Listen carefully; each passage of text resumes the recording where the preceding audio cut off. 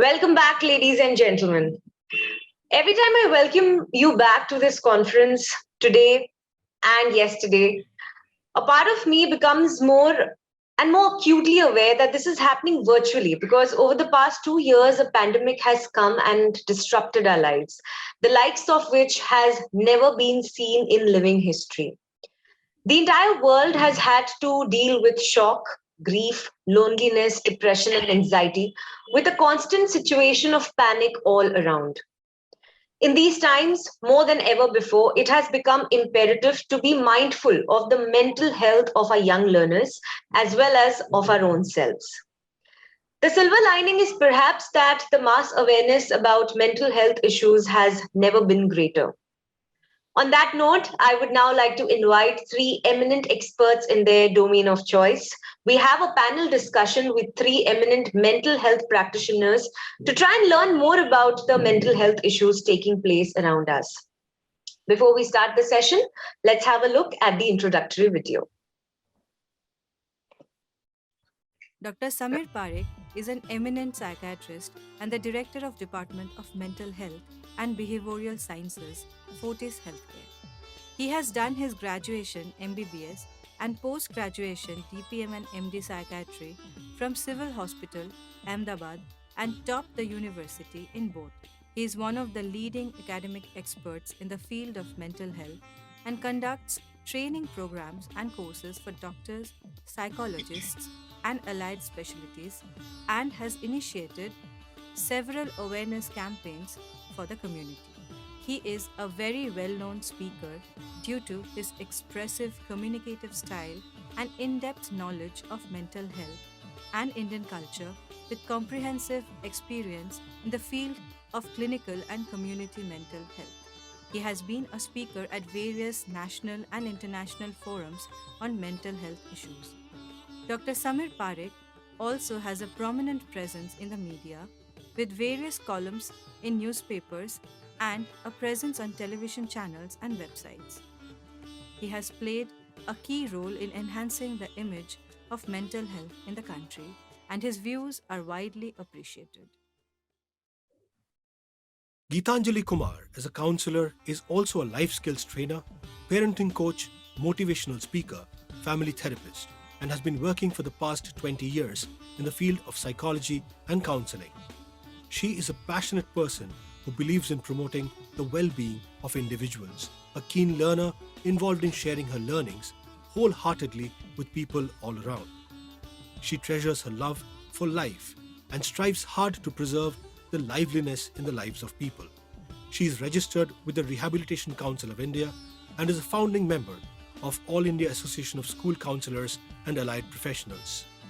She is also on the panel of CBSE Helpline Counsellors. She has conducted nearly 500 training programs all around the country and abroad. She made her presence felt through the various channels of media, newspaper, television, and radio. She also has few pieces of training for corporates to her credit and believes in the adage, counseling for all reasons and in all seasons. Dr. Kavita Arora worked as the assistant to the director of the International Institute of Child and Adolescent Mental Health. She started an e-forum for the institute and contributed to training events in Delhi and Lucknow on behalf of the institute. She is a talented psychiatrist, innovative and hardworking. Her specialties are child and adolescent mental health and transgenderism or gender dysphoria issues in young people and adults.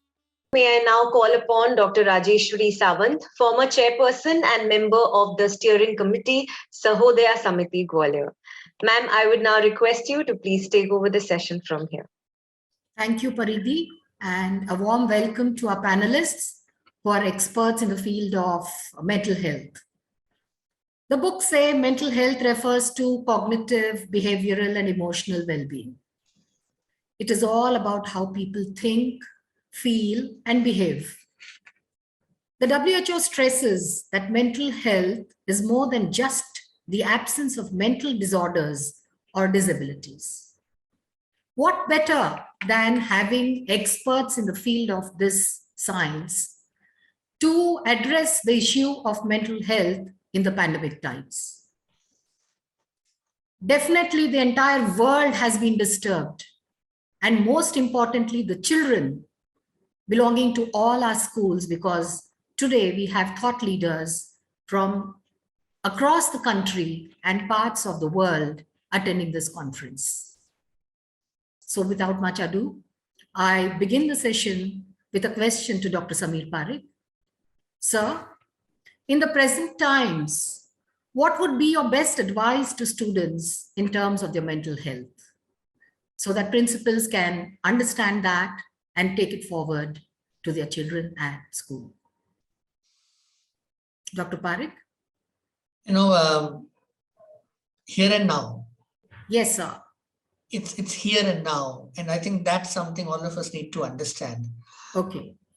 Throughout my medical training, Kavita's here, we didn't have anything to do with a pandemic. I haven't read anything related to a pandemic throughout my medical education.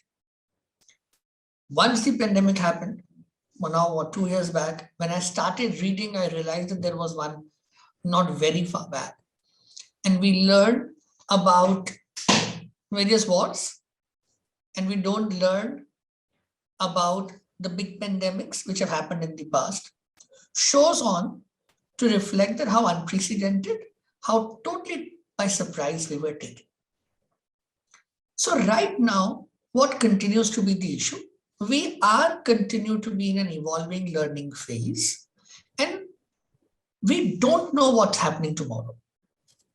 Since we don't know what's happening tomorrow, rather than letting ourselves get preoccupied about 10 days, 20 days, 1 month, 2 months, 3 months, I think it just comes down to a here and now. How best can I have my today? And parents, teachers, everybody need to come together to make each child, each adolescent have a good day. And to me, good day would be stay productive. And productivity is not merely mathematics, science, and so on and so forth. Productivity can also be taking care of a bit of things at home, but feeling that I have a rhythm, a routine of life. So productivity, encouraging connectedness, which basically means encourage peer-to-peer interaction, encourage cousins, extended family interaction, because that forms our root, our culture, our support system. And ensure the environment is a positive environment. We do not take our anxiety and pass it on to them. So if the environment is positive and conducive, then the alternative is, rather than only looking at what we've lost, how about looking at an opportunity to learn? Because life has given us an opportunity to learn. Can we redefine relationships? Can we redefine altruism? Can we redefine social engagement? Can we redefine responsibility?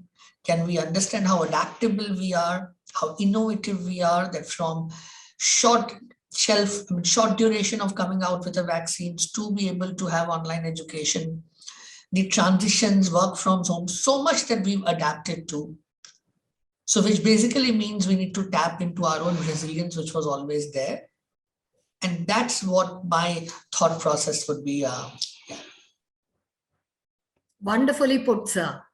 I'll throw the same question to Dr. Arora and Dr. Kumar too, because that's a very pertinent question and everybody would like to know different viewpoints.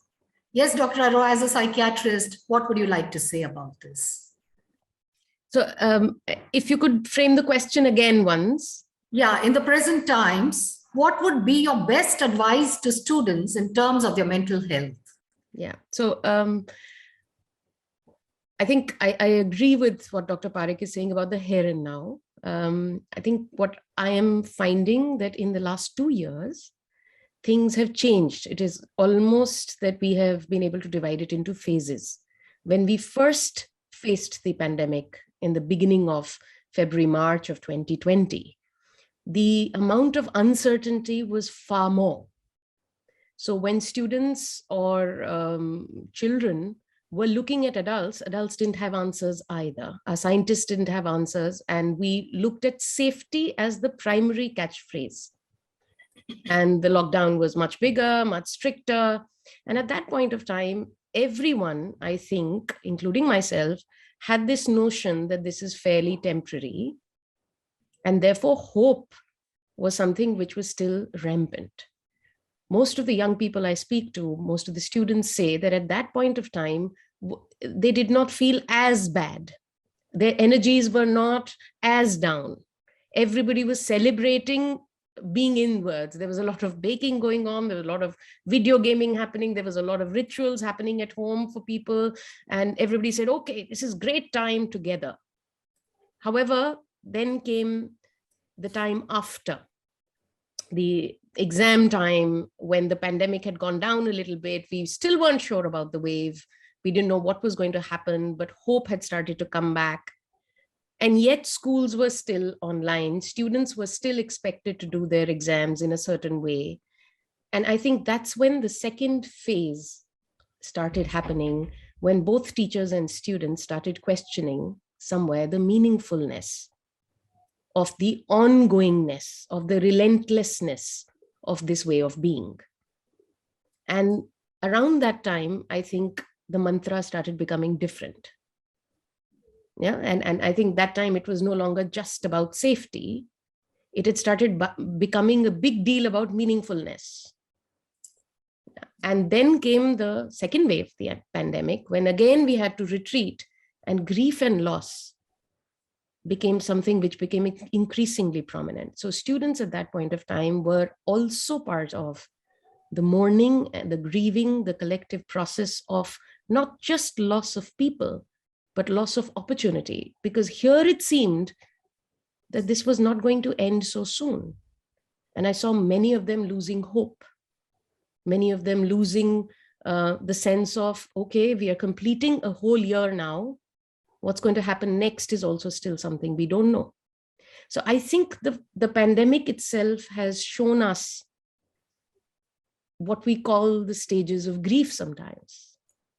What we haven't necessarily done in this stage, and now we are in the third wave, which is rising, which is surging in different parts of the country. And just prior to that, hope had come in again, because many of the schools across the country had decided to open. Young people were returning and finding their dreams starting to rekindle again, finding that they could meet others again. And this time I find that the mantra has to be very different, because here, after a period of hope, a period of a semblance of return to normalcy, there has been a dashing of hopes again. And this time it seems that the dashing of hopes is a little bit more acute, because we touched a sense of normalcy just before for most people. So I think right now the mantra will have to change, because the question in everybody's mind is now the acceptance of this uncertainty of what will happen in the next year. Is this going to carry on? Who's got the answers? How do we stay safe is no longer, in my knowledge, from the collective wisdom, how do we stay safe does not seem the most prominent worry in young people, in students, even in many adults. Life has to go on. How to live with this uncertainty and create some certainty out of it. So I think if I look at the larger picture of the 2 years, then the advice I give to any student is, don't look so much as what you can't do, which is the external circumstances. Look at the mantra of what can I do under the current circumstances, which ties in with what Dr. Parekh was saying, the here and now, but also in terms of what is it that one can strengthen. So there's a simple quote which says, if you can't go outwards, go inwards. And this can occur at many levels. What can I do during this time to actually help myself? So shifting from can't to can is, I think, what I would say is a pervasive mantra or a pervasive advice, looking at creating your own joy, making sure that there is a diet for socio-emotional happiness and learning. The diet is no longer just nutrition. Our brain, our minds, our entire being needs experiences that can be joyful. But do we feel the sense of agency, the sense of I can, about creating one's joy? Because I think oftentimes as students, when we learn, we learn about academics and knowledge far more than having a sense of agency of, can I be in charge of my life? That's not necessarily one of the bigger learnings when we talk about education. Education is more about delivery of a curriculum, oftentimes. But in this pandemic, we have learned that a curriculum does not exist. So the meaningfulness of curriculum versus the meaningfulness of a sense of agency in many of the students. So it would depend on the age of the student. What can a little child do at home? What can a middle-aged 7 to 12-year-old do at home? Can they help with the chores? Can the little one, can they do a joke a day? Yeah, can they lift up the spirits? Can they find the best joke of the day and just do it in the evening? It's not about doing in terms of work necessarily. It is doing in terms of upliftment as well. And I think that the socio-emotional component or substrate inside us has become increasingly in the foreground, one of great importance. So I think my mantra or my advice to myself and to others, and I don't think it's just to students, it's also to teachers and to adults, is try and shift from I can't to I can, and develop a sense of agency about creating your own happiness, your own joy, your own interest, your own experimentation, your own curiosity. And what are the seeds of what you really want to grow? Wonderfully put, Dr. Arora. Pervasive mantra from can't to can. So I'll come back to that. Dr. Kumar, what would you like to say on this? Please unmute yourself. Just trying to add on to what my previous speakers have just put in, as Dr. Parekh mentioned, here and now, and Dr. Arora mentioned meaningfulness. I feel it is one day at a time, one moment at a time. It's a constant recreation and redesigning of our lives. If the children, whatever age they are, can look back and see how much we've traveled, how far has the journey been, how far we have come now, all what we've gone through. And this somehow gives a sense of relief and a sense of reassurance that this too shall pass. Very rightly said that the uncertainty is lingering. We really do not know what and when the normal will be and what will be the normal.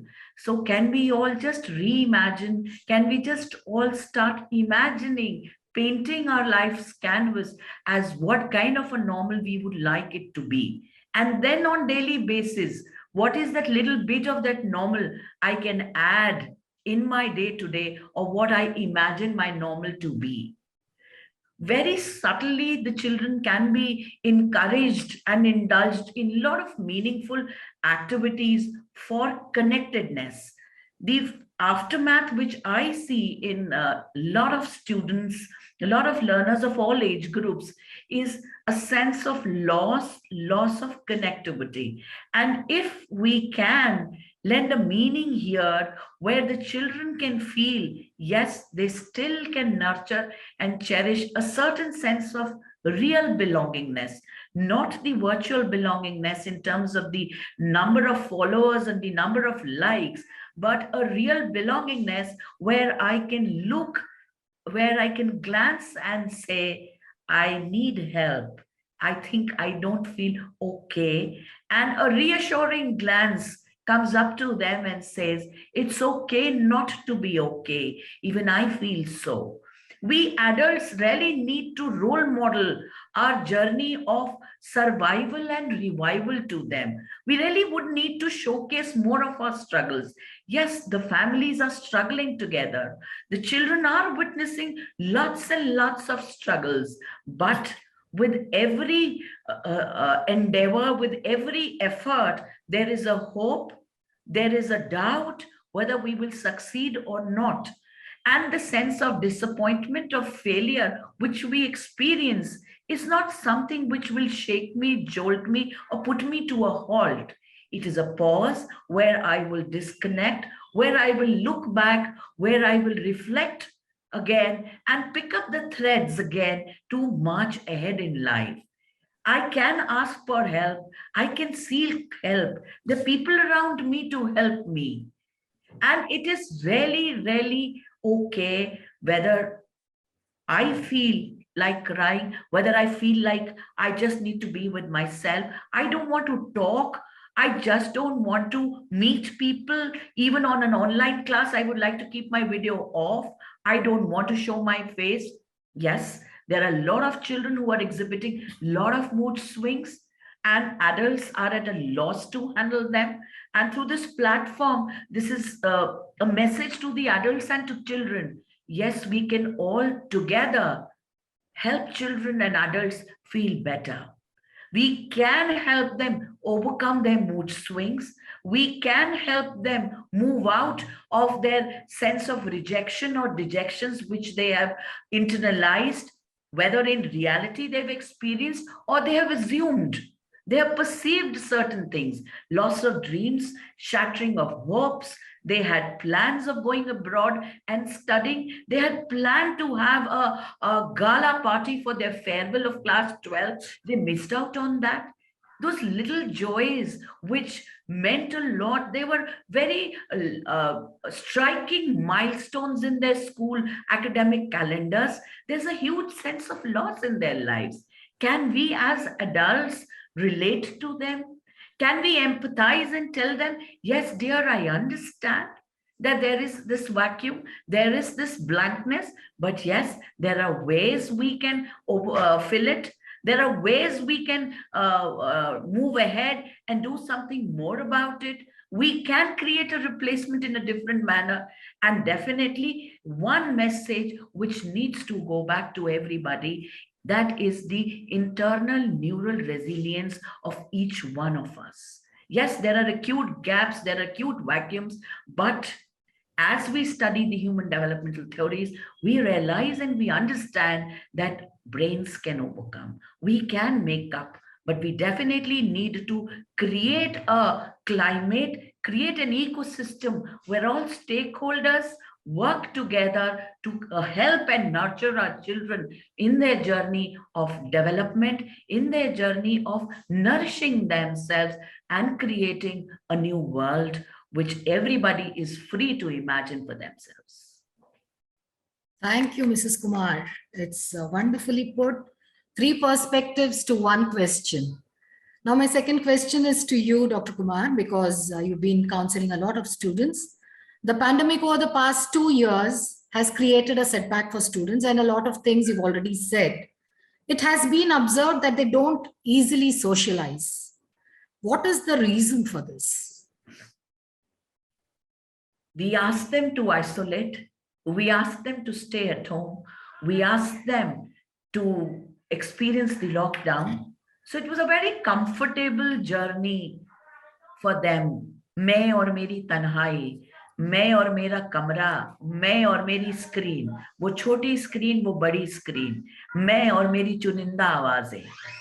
And that's how the children have gone through this past 1.5 to 2 years.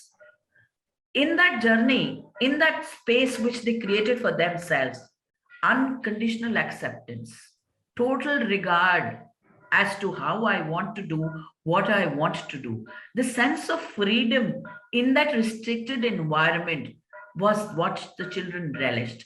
As Dr. Arora was mentioning, yes, there were family time activities where the child decided, okay, let's do some cooking, let's do some gardening, let's join in the prayer ritual, but the child was deciding. The child was instrumental in canvassing the day's schedule for himself or herself. And we adults were also trying to put the pieces of the puzzle together for ourselves. So we all were engrossed. We all were busy in our daily, day-to-day struggles of trying to make sense of that extraordinary times which we were all experiencing. So जब उसकी आदत लग गई हमको, वो कहते हैं ना लत लग गई. Up now that beautiful world which I created, I got used to it. I started using and using and misusing. And from misusing and misusing and misusing, there came the abuse.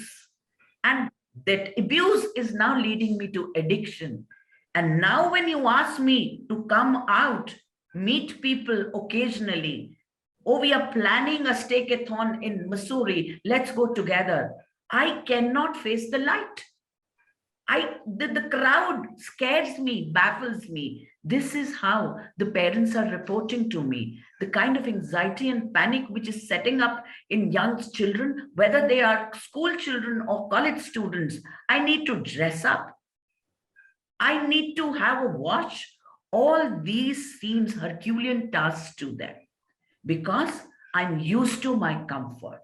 So as we plan and design our opening of schools, the times will come in a month or 2 months' time. This transition is going to be very, very, very, very difficult. And we adults need to be very, very patient with our teenagers, with our young children. The young children may be excited to go back to the school. Mera wala school, meri wali Alka ma'am, meri wali Kavita ma'am. They'll be happy perhaps. They are growing up and they are excited. But the adolescent, the teenager is still that angry, lonely, moody kid who would want to decide, okay, I'll see when I want to do it.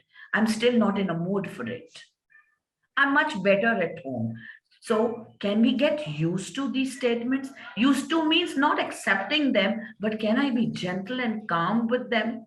Can I be patient in negotiating my conversations with them?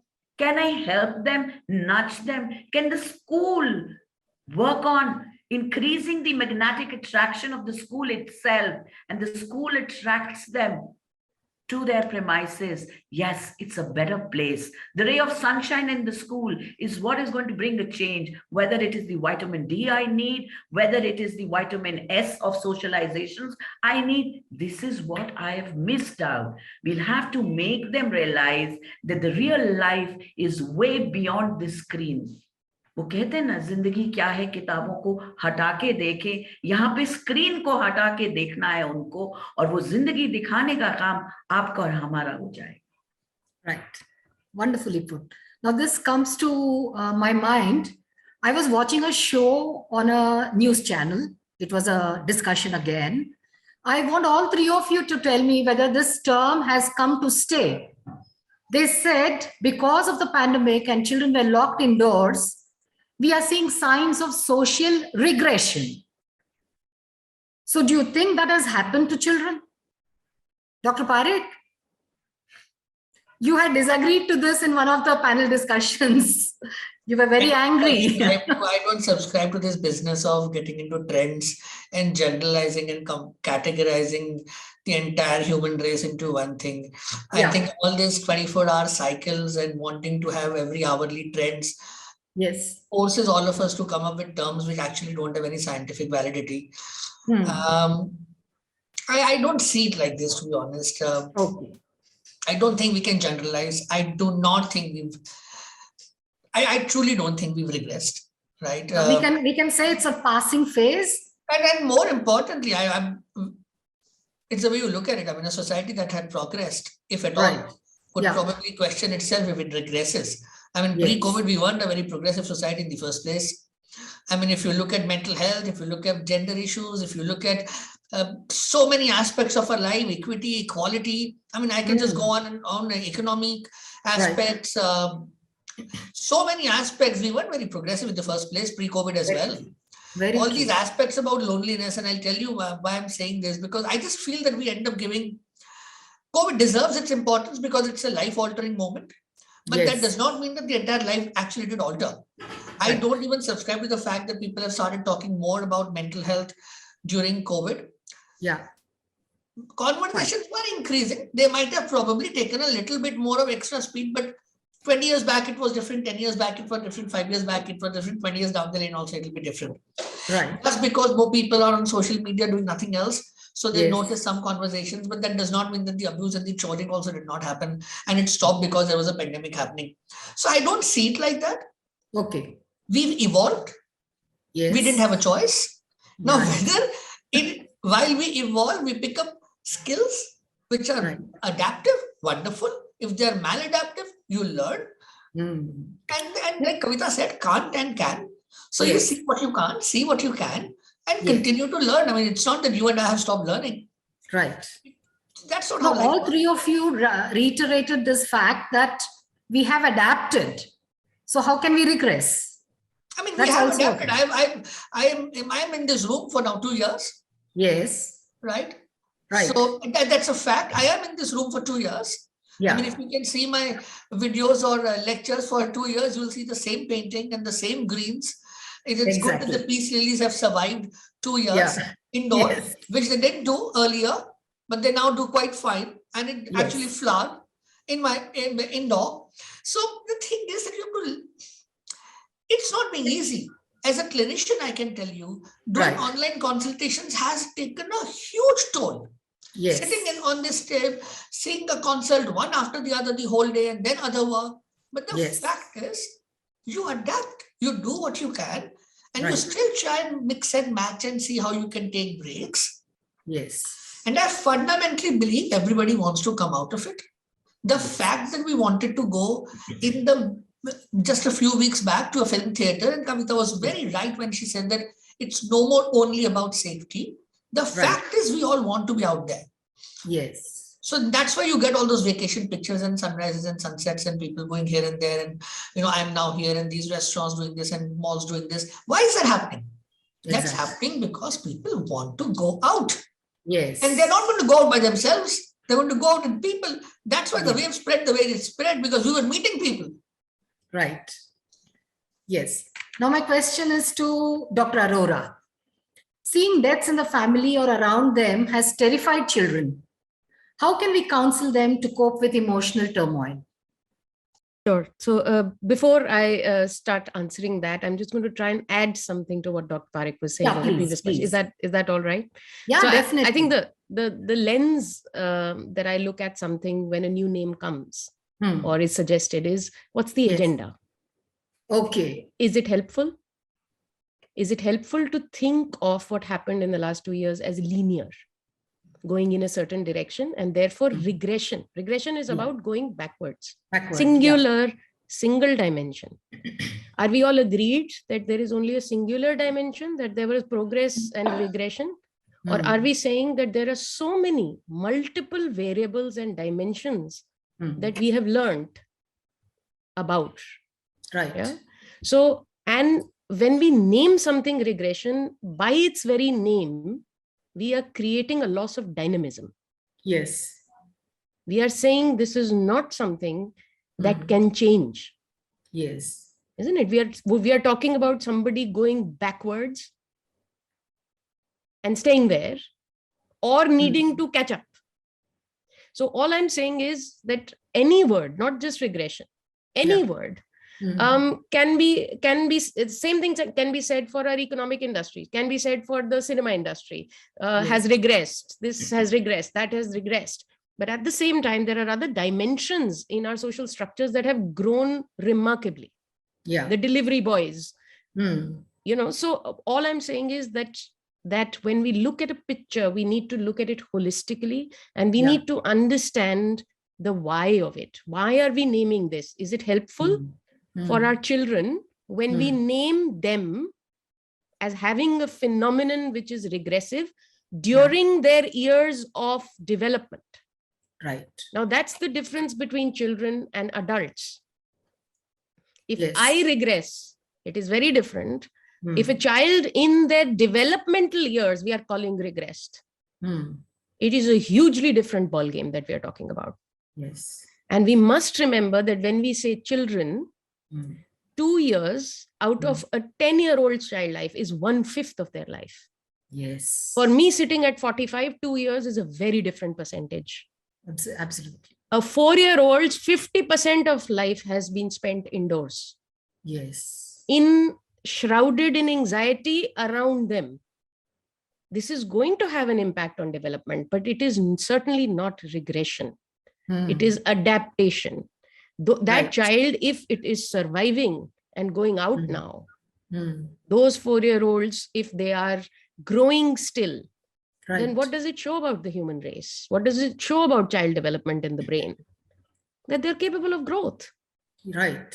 In which area of growth have they grown? So I don't think that the human brain ever stops growing. It's the one organ that will grow till the day you die. Yes. If that be so, then regression can only occur if there is a debilitating, ongoing, degenerative disease, or, and I don't like that word very much.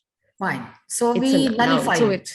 well, We nullify it. As simple we as that. accept it with a pinch of salt, and as long Right. as it defines a problem that we can solve, I'm Right. okay to go along with it. But if it Yeah. is not giving us solutions Yeah. or pointing us towards solutions, then I wonder about the utility of it.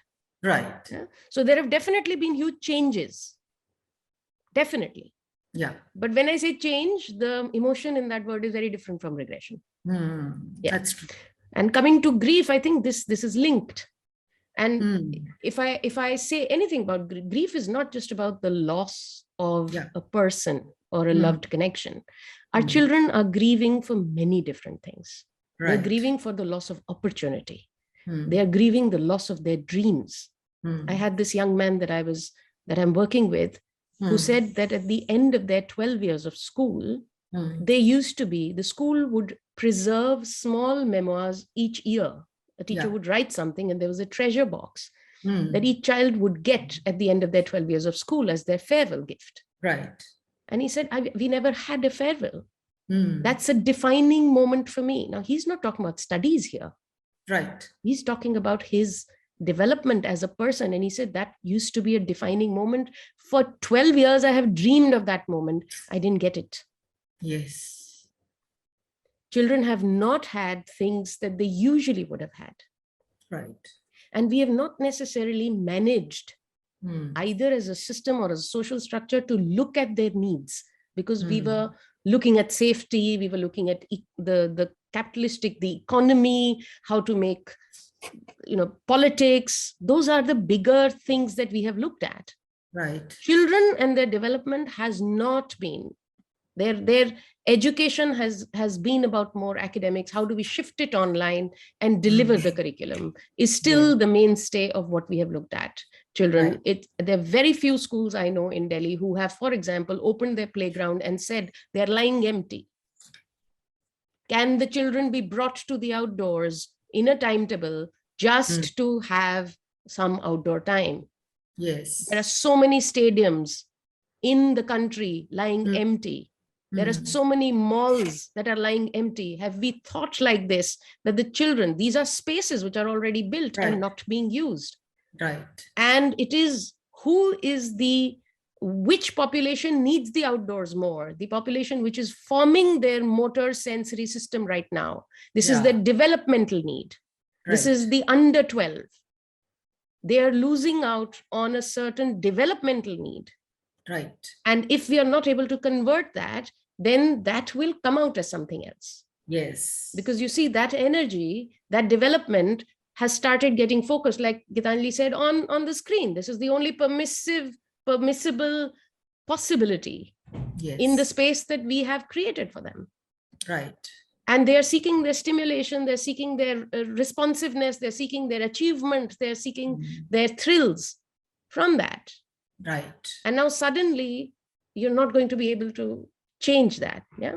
So the grief that children are facing is not just about, and till we are able to understand that they have lost opportunities, they've lost hope, many of them have lost the hope of what happens when there is a problem. So most of our children used to tell us that when there is a problem, we know that some adult in our vicinity will find the solution. Right. In the last 2 years, many a time, we have encountered situations where even the adults around them do not have an answer, or at least an answer that gives or provides comfort to the child. Yes. Right.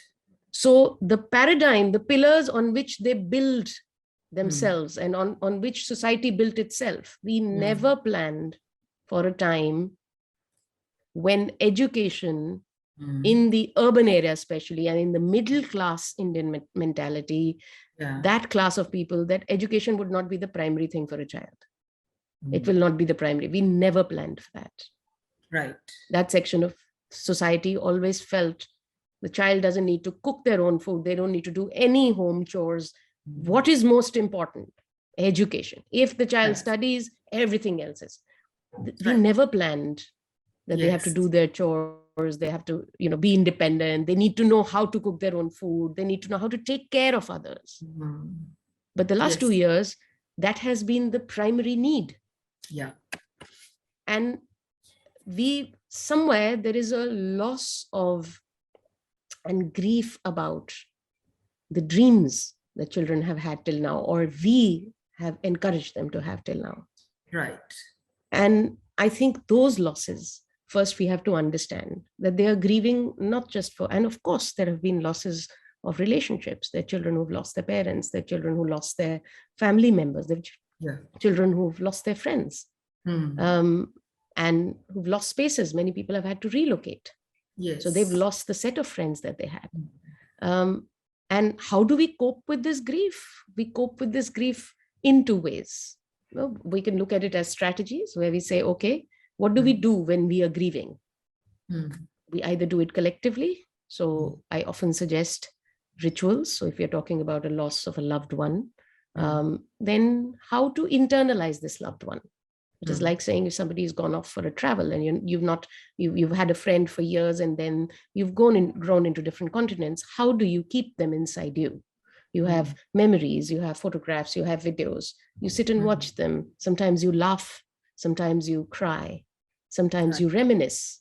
These are rituals, the way that our Hindu rituals or our religious rituals also sometimes are around death and dying. We gather together and break bread. We eat food together. That's a ritual where it's almost like saying, I'm internalizing together. If I'm eating the favorite food of this person together, we are remembering them and we are internalizing them. So these kind of small rituals, making a small corner in the home for that person. So we have had little children where we say, okay, if they've lost a daddy, so we've made a small daddy's corner where in the morning, every morning, they do go and say good morning to daddy's photograph, or there is a daddy time where they go back in the evening and they actually tell daddy what happened during the day. So it depends on the age group and the kind of sort of strategy you can use, but it is about acknowledging the loss. I think that's the biggest thing. And then understanding that children will express grief in a different way than adults do. Right. It may come out in behavior. It may come out in them saying different things. It may come out a year later.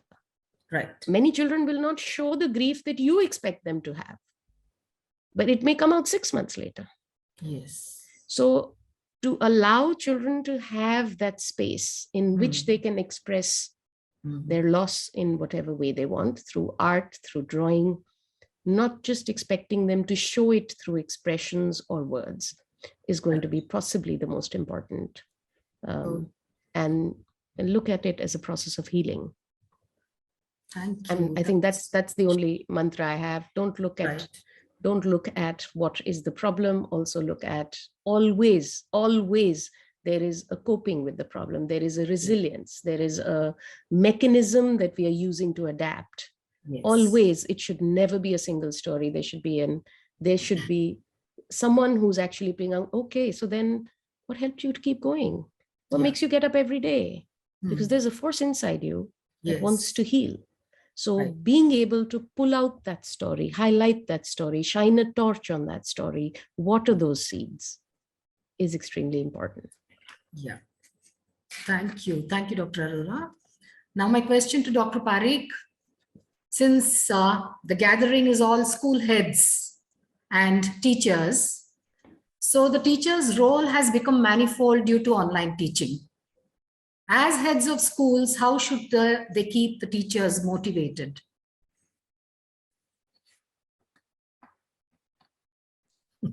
Not an easy one, is it? I don't typically think people can motivate each other per se. Yeah. I don't think you can actually deliver a talk and motivate people. I don't subscribe to that. Motivation is far more complex than a 30-40 minute talk given. That's how I see it. I also feel, frankly, that the teaching community worldwide continues to be undervalued, Right. and which is unfortunate because life revolves around and growth development is all about the interaction that largely happens between teachers and young people in their formative years. Of course, parenting has a significant role, no debate around that. Mm. But a school is a very unique place, and I think motivation would largely be intrinsic at the end of the day. Most of us, as we grow, as we evolve, what drives us is eventually going to be a lot more intrinsic. After a while, extrinsic and even social uh, recognitions may have their meaning, but what drives us is intrinsic. And at the end of the day, shaping lives of an individual, if that's the motivator, then that is. But if for whatever reason it gets diluted, if at all, not too sure whether somebody can do something about it per se. I mean, yes, not at a group level, certainly. At an individual level, maybe a separate issue. At the same time, I feel that it's been remarkable the way the attempt, and with reasonable success, that schools who could, based on frankly socioeconomic strata, and we can't deny this reality of our life, that yes, we were able to provide for online education for a huge population, but we've also struggled to provide for education for another big chunk of our education. Right. We can't deny the fact that when we talked about the need of the so-called digital detox for some kids, we lost out on midday meals for another large chunk of kids as well. And that aspect of our life, that inequity, that inequality, probably has got more exposed in COVID. I mean, I was reading somewhere that, COVID was like a sea storm, a tempest. Some had submarines and some had cruise liners and some had boats, some had life jackets only and some had nothing. They just had to swim it across. Yeah. So I think in this context, we have to celebrate what the teaching community has done, because the teaching community also are individuals. And I say this for healthcare community as well. Remarkable. I'm a psychiatrist. I probably not even this much contributed to the fight against COVID. When I see my friends from ICU, my colleagues, nursing staff, paramedical staff, some of our best of my people I know, what remarkable effort to day in and go day out, go in there, go through these aspects and come back. And same for teachers. Right. Run homes, home, self, social life, your own children, your own life, and then drastic change. So rather than looking, did we reach 100% success ratio? We were not at zero, and that to me take a bow. Yes. That's my approach to how this is. Feel free to Kavita, add on, please. Yeah, it's a challenge and one has to accept it and move ahead. So, Dr. Kumar, my question to you is, when schools reopen offline after the pandemic has subsided, I can't say it will come to an end, what do you think schools should prioritize on, academics or helping children acclimatize to school? A part of it has already been discussed, right? I think the answer to this question is very clear, that learning has been happening, the learning will happen. But definitely, if we can focus on their mental health, if we can focus on helping create schools as larger communities where the child can feel happy, the child can feel safe, and actually the child can feel connected. I think the learning gaps will be filled later on, but the children actually getting a sense of, I wouldn't say normalcy, but a sense of reassurance. Yes, we are back together, but this togetherness now is little different, but not difficult. We've gone through those difficult times. The times are not perhaps happier, but yes, we will move towards happy times together. And while the teachers help them walk through these galleries of times, the new times coming in, I think the schools will have to prepare themselves to undergo this process of healing, where they can help building up resilience in our children. So a very human-centered approach, where the teachers are coming from the background of understanding trauma.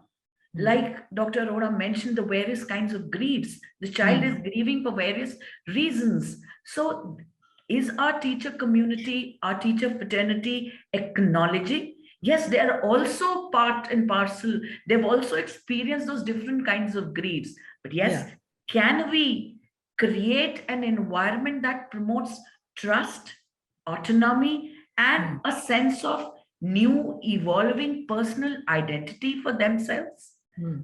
How do we rebuild ourselves together? There is a hope in our hearts, and there is a promise in our eyes, and there is reassurance in the words. There is guidance in the words. There is a sense of directionality, and we create a roadmap together where the children are also involved in this process, in this journey of moving ahead. Definitely a very, very crucial task for schools, where I'm sure some of us will be tempted to pick up from where we left. वहीं से शुरू कर सकते हैं? No, it will not happen. Yes. हम वहीं से शुरू नहीं कर सकते. Again, a reasonable, decisive response to create the new thread now. New thread when we say, okay, let's have a guided tour of the school. The spaces are same but have changed. Right. What has changed in that space? We'll see sanitizers all around. We will see new posters all around. Right. That is the new normal which the child will be experiencing. Yes, this is going to be a part of me. It's not how safe I will be. It's how healthy we can all be together. Yes. I may fall sick, but yes, I will recover. I will heal. We have health standards in place. We have health measures in place. So a sense of reinforcement, sense of reassurance. So how the circle time activity, I was visualizing this activity, and we conducted this definitely on an online platform only with teachers. The teachers, whether in a virtual platform, they've done it now, or when they actually have children back, a healing circle time activity where you and I sit and talk. What happens all through this? What is the favorite? What is that song that you often listened to? Any movie that you saw and it still lingers in your heart? Right. A character that you can relate to? Can we create a pandemic memoir with them? Something that helped, that something that still they hold on to. This Sunday, I was listening to that Coke Studio video, a song that they've created with Abida Parveen and another singer. I'm forgetting the name of the singer, so I don't want to make any wild guesses. Jhoom Re Man Jhoom. And every single statement of that song is a mental health message for us. मैं अपनी जैसी हूँ. True. मैं अपनी जैसी हूँ. A message on self-acceptance. Yes. मुझसा कोई नहीं है. मैं अपनी जैसी हूँ. A healthier, positive self-concept we're talking about. Right. What is in my control and what is not in my control? What is in my control? Can I focus on that? The song very beautifully describes that. Anything comes will happen and will pass. You and I are responsible for our internal happiness. Yes.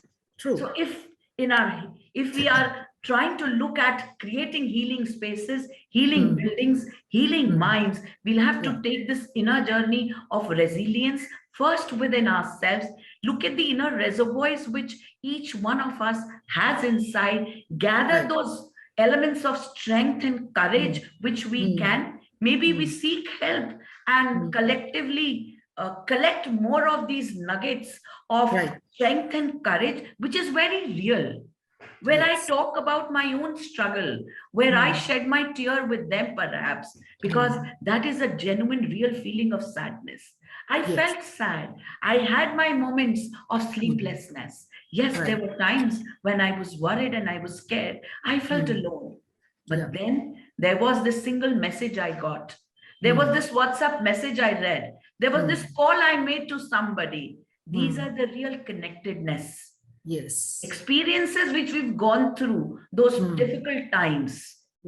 And if we can recreate those moments of strength with them, we can reinforce to them that, yes, we've gone through so much. And now again, we will move from this. Storytelling activities, drama, drawing. But one thing I've also noticed that some of our young children don't want to utter a word. They don't want to speak. I am dealing with a child. This child in her online session, I can see her across the screen. She sends me a WhatsApp message. She wants me to read her text and respond to that. Okay. So as responsible, trusted adults in their lives, we will have to accept their confusion, their ambiguities, their desire to hold on to us, but not wanting to take the first step. Their unforeseen stubbornness, rigidness, but yes, wanting us to nudge them, to soften them. So again, a very uphill task for all of us. I do agree. We as educators have gone through a lot. And as Dr. Parekh was mentioning, yes, teachers have done wonders and wonders and wonders, but there are miles to go before we sleep. Still more for teachers to aspire to work for. True, very true. Thank you. And one last question, because we are running out of time. Dr. Arora, since we've been talking about resilience, how can we as school leaders help parents in building resilience in children? I think what Dr. Gitanjali has been saying is also partly how one builds resilience. And I think it depends on how one defines resilience. But the sense of being part of a collective, what you call belongingness, or the sense of being able to share with the collective in a trusted space, in itself gives a lot of strength, in itself builds resilience. The difference in the last 2 years, when we look at resilience building, is that the entire community needs to build resilience. It is not a particular child or a particular subset of children. It's the teachers also who need to, grow their own resilience. It's the parents also who need to grow their own. It's all of us. Right. And that's where we have shared this entire experience as a community. There's no one who has not been affected. And I think that in itself, the sharing of a human experience is one of the first steps to be able to build resilience, to know that in this particular way, we all have come through.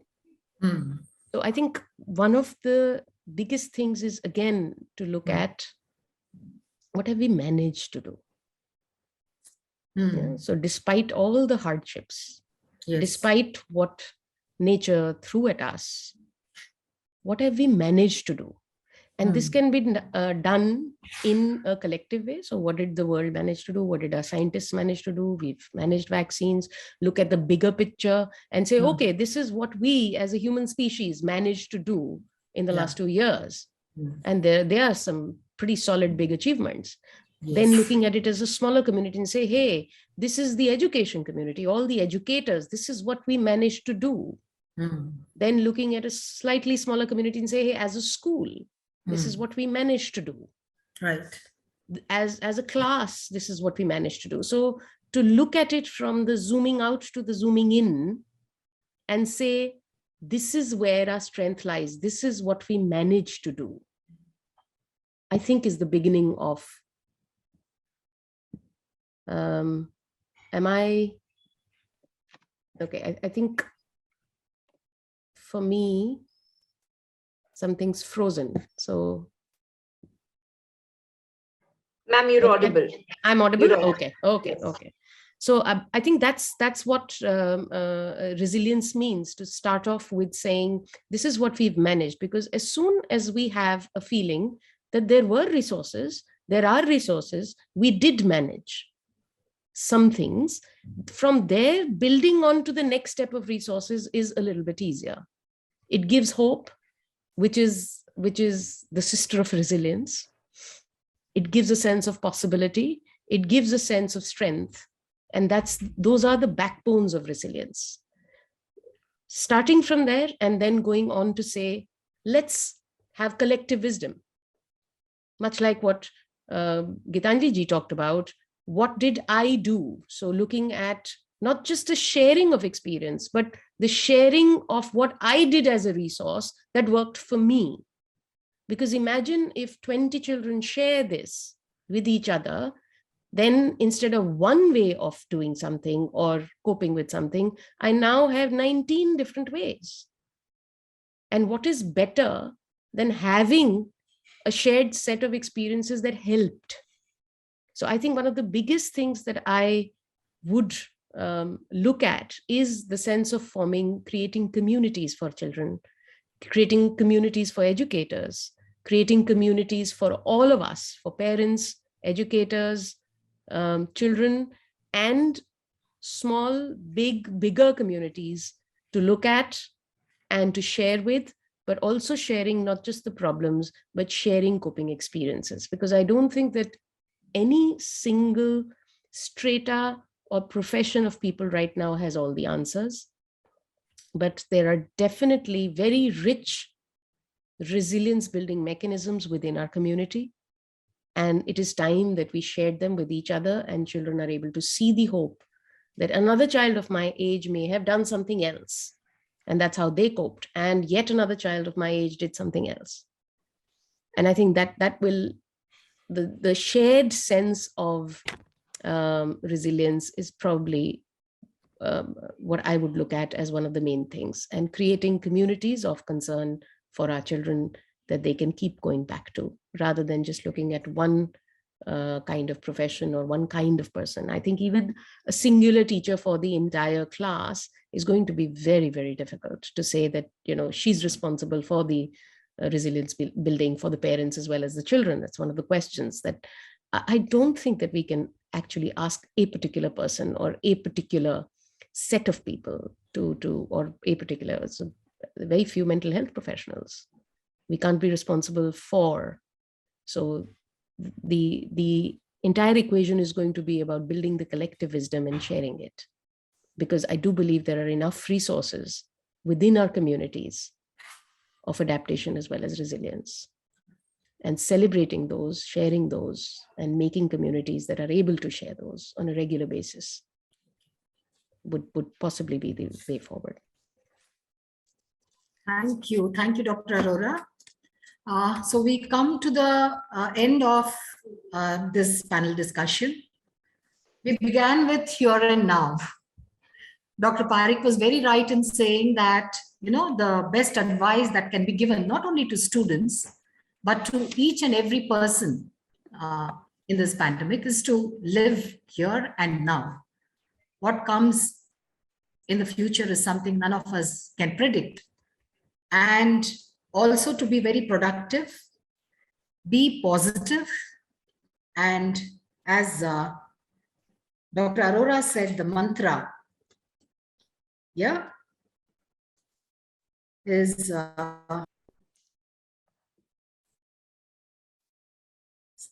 we celebrate being inward, and also we hope that, we are going to come back to a time when things are going to be fine, right? And when we talked about grief, that grief can not only be about losing a near one, but also grief of, our dreams being shattered and our hopes being quashed. But then we have to emerge, like the phoenix emerged from its ashes.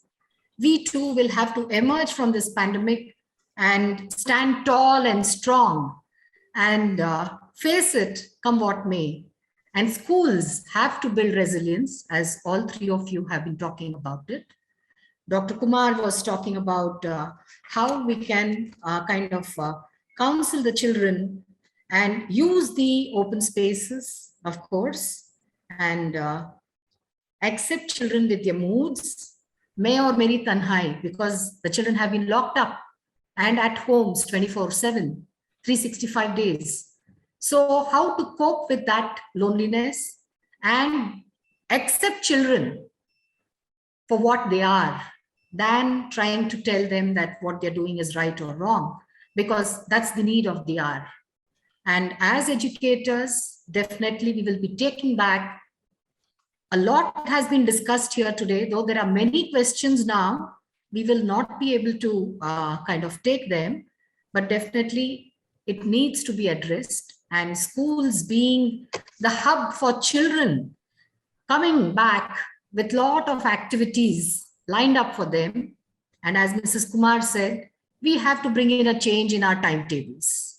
It's no more academic, but more of bringing in adaptability, more of socializing, which is going to help them bond to the school, be happy and healthy, which is more important now than academics. So I thank all of you for having spared your valuable time, Dr. Pari, Dr. Arora, Dr. Kumar.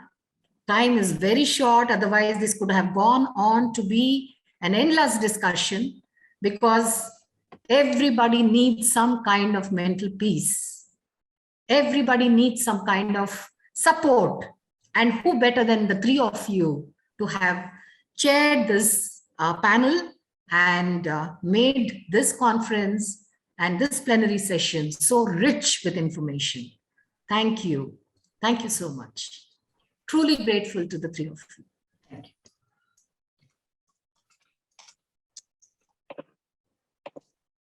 Thank you so much, Dr. Arora, Dr. Parekh, and Dr. Gitanjali for joining us. And thank you so much, Rajeshwari ma'am, for moderating this session wonderfully. Ladies and gentlemen, with that, we have come to the end of the first half of today's proceedings. Listening to these experts from such diverse fields has definitely, lent a different altitude to our theme, Punar Nava Rediscovery of India at 75. We will now take a short break and come back in another 5 minutes. We come back at 1:30 p.m. where we'll be joined by the esteemed officials of the Central Board of Secondary Education who will answer our many queries in the open house. I request you to come back on time so that we can resume the session and move ahead with the day's proceedings. Thank you so much.